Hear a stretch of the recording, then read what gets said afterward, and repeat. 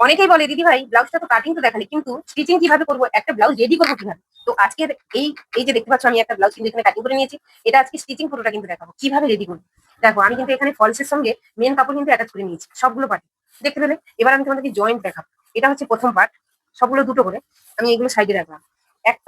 একটা প্রথমে দেখালে দুটো কিন্তু একই প্রসেস, বোঝা গেছে? তো আমি যে কোনো একটা পার্ট দেখাচ্ছি। প্রথমে এটাকে ছোট কুচি বলা হয়, এইভাবে ডবল ভাঁজ করলাম, দিয়ে কিন্তু 1 ইঞ্চি বরাবর এইভাবে কোণ হয়ে কিন্তু বেরিয়ে যাবে। দেখো এইখান থেকে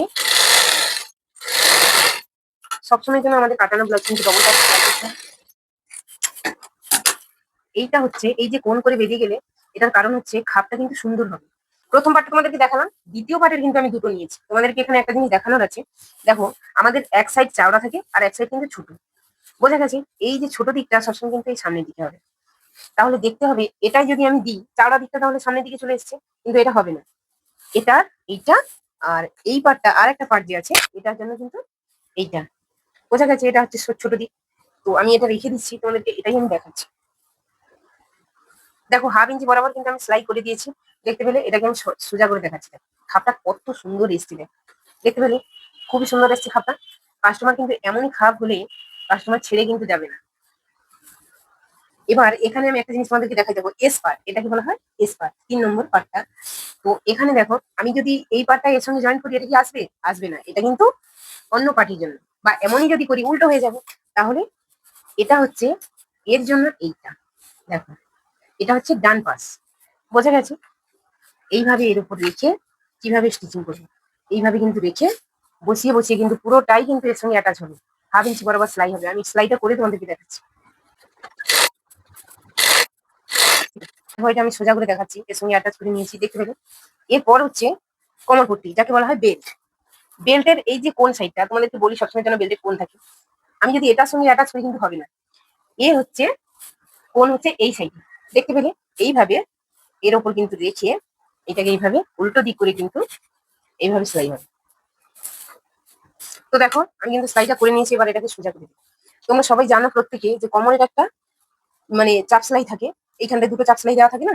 তো এই যে দেখো ভেতরের কাপড়টা সবসময় কিন্তু নিচের দিকে থাকবে, এর ওপর কিন্তু চাপ সেলাইটা পড়বে।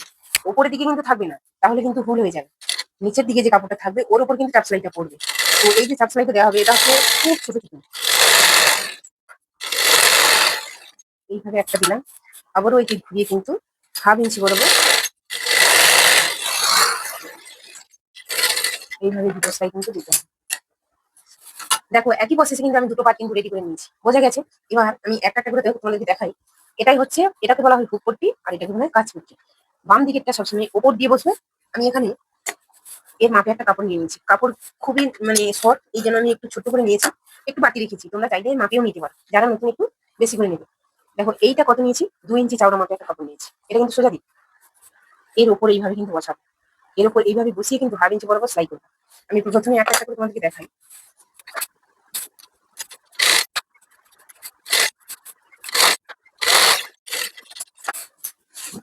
দেখতে পেলে আমি কিন্তু সেলাইটা করে নিয়েছি। এবার এটাকে এইভাবে করে এই যে আমার ভিতরের কাপড়ের ওপর কিন্তু চাপ সেলাইটা পড়বে, এর ওপর কিন্তু একটা চাপ সেলাই দিবে, বোঝা গেছে? আমি কিন্তু চাপ সেলাইটা দিয়ে দিয়েছি। এটাকে এইভাবে উল্টো দিক করে এই কাপড়টাকে দেখো এক পার্ট, আবারও এক পার্ট কিন্তু মুড়িয়ে এই যে আমি চাপ সেলাইটা দিয়েছিলাম এটা যেন আমার ভিতরের দিকে থাকে, বাকি কাপড় কিন্তু আসবে না, বোঝা গেছে? দিয়ে কিন্তু আমি এর ওপর একটা বড় সেলাই দেবো, এটা আমাদের হাত সেলাই হয়ে যাবে। আমি বড় সেলাইটা দিয়ে তোমাদেরকে দেখাচ্ছি। তো দেখো এটা হচ্ছে অনেকে হাত সেলাই দেয়, আমি কিন্তু এটা হাত সেলাই দিই না, এই কারণে কিন্তু আমি মেশিন সেলাই দিয়ে দিয়েছি। তো এটাকে আমি সোজা দিক করে তোমাদেরকে দেখাই, কত সুন্দর ফিনিশিং এসছে দেখো, দেখতে পেলে? এমনই কিন্তু আসবে। তো পরের পার্টটা দেখাচ্ছি, এটা কিন্তু ওপর দিয়ে নিচে গেছে, সেটা নিচ থেকে উপরে আসবে। তো চলো দেখাই। দেখো আমি পরের পার্টটা নিয়ে নিয়েছি, দেখতে পাচ্ছ? এটা হচ্ছে ডান সাইডের পার্টটা। তো আমি এখানে একটা কাপড় নিয়েছি, এটা কিন্তু সবসময়ের জন্য 4 ইঞ্চি কাপড় নেবে। আমার যেহেতু এখানে শর্ট, তাই কিন্তু আমি একটু চাওড়াটা কম হয়ে গেছে। তো দেখাই, এটাকে আমি এইভাবে করলাম, এই কাপড়টা কিন্তু সোজা, এটাকে আমি সোজা দিকটা এইভাবে রেখে এর উপর এইভাবে রাখলাম, রেখে কিন্তু 1/2 ইঞ্চি বরাবর স্টিচিং করে দেবো। দেখতে পেলে আমি কিন্তু স্টিচটা করে নিয়েছি। এবার এই কাপড়টাকে, এটা যেহেতু শর্ট, এইটাকে দেখো এক পার্ট, আবারও এক পার্ট করে এই যে সেলাইটা করেছি, এই সেলাইটা যাতে না দেখা যায়, পুরোটাই কিন্তু এটা ঢেকে যাবে, দিয়ে ছোট ছোট করে একটা সেলাই করবো। দেখতে পেলে আমি কিন্তু সেলাই করে নিয়েছি। এবার এই দুটো পার্ট আমার রেডি। এটা কিন্তু এই যে আমাদের ছোট টুকি, আর এই ছোট টুকি দুটোকে কিন্তু সমান থাকতে হবে। দেখো, এটাই হচ্ছে আমাদের হুকের ঘর হয়, আর এটাই হুক বসে, ভেতরে হুকটা বসে। তো এটা এর উপর এইভাবে বসিয়ে দেখে নিতে হবে যে এই যে কোমরের সেলাইটাও যেন ঠিক থাকে, আর আমার যে ছোট টুকি এটারও সেলাইটা যেন দুটো পার্ট ঠিক থাকে। এইটা ধরে কিন্তু এই যে আমাদের বাড়তি কাপড়টা এটা কিন্তু কেটে দিতে হবে। দেখো, অনেকে এই যে এই পার্টটা সবসময় অনেকের একটু বড় হয়ে যায়, ওটাকে মেকআপ দিয়ে দেয়, কিন্তু এই জিনিসটা যখন কাটিং করে দেবে তখন আর বড় ছোটর কোনো গল্প নেই। বোঝা গেছে? এবার কিন্তু আমি এই যে তেরচা পট্টি যাকে বলা হয়, কোমর পট্টি, এইগুলো কিন্তু পরাবো। দেখো, এবার আমি কোমর পট্টি কিন্তু জয়েন্ট করবো। 2 ইঞ্চি বরাবর একটা কাপড় নিয়েছি। এখানে আমার যেহেতু আমার মেন কাপড় শর্ট আছে, এই কারণে কিন্তু আমি ফলসে কিন্তু কাজ করছি। যেহেতু এটা ভেতরের দিকে থাকবে, কোনো সমস্যা নেই। এর উপর এইভাবে বসিয়ে কিন্তু পুরোটা কিন্তু সেলাই করে নেবো।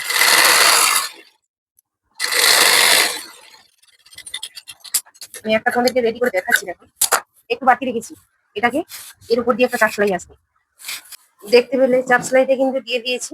এবার এই যে বাড়তিটা রেখেছি এটাকে উল্টো দিক করে এই বাড়তিটা কিন্তু এইভাবে মুড়িয়ে, আবারও এক পাট মুড়িয়ে, এই দেখো যেই চাপ সেলাইটা আমি দিয়েছিলাম ওইটা কিন্তু পুরোটাই কিন্তু ভেতরের দিকে থাকবে। দেখতে পেলে? দিয়ে এই মিডিল বরাবর একটা আমি, এটা অনেকে দেয় না, এইভাবে ছেড়ে দেয়। মিডিল বরাবর সেলাইটা দিলে কি হয়, বড় বড় সেলাইটা দিলে কি হয়, যখন হেম করবো আমি 5 মিনিটে হয়ে যাবে ওইটা। তার দেখতে পেলে আমি কিন্তু পুরোটাই কিন্তু কোমরের পট্টি লাগিয়ে নিয়েছি দুটোতে। এবার আমার যে গলার সাইডের পট্টিটা ওইটা কিন্তু লাগাবো। একটা একটাই আমি দেখাচ্ছি তোমাদেরকে। এখানে দেখো, আমি 1 ইঞ্চি বরাবর কিন্তু একটু তেরচে করে কাপড়টা কেটে নিয়েছি। এইভাবে এর উপর রেখে 1/2 ইঞ্চি বরাবর এইভাবে কিন্তু সেলাই করে নেব। দেখতে পাচ্ছ আমি কিন্তু সেলাইটা করে নিয়েছি।